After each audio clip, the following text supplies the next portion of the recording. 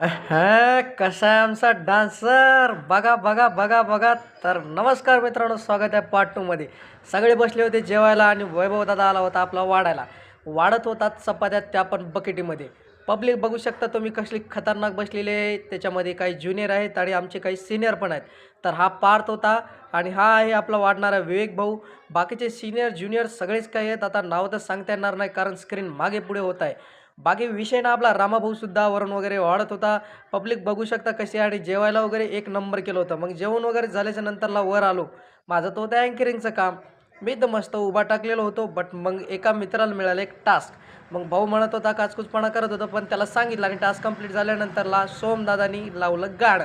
मग बघा कसला आपला सौरभ दादा नाचत आहे. विषय हार्ड एकदम. सौरभ दादाला बघून झालो मोटिवेट आणि मी पण लागलो नाचायला.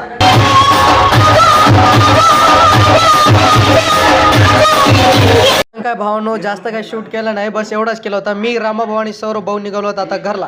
बाकी ब्लॉग आवडला असेल लाईक शेअर करून जा. भेटूयात नेक्स्ट ब्लॉगमध्ये. Thank you, bye.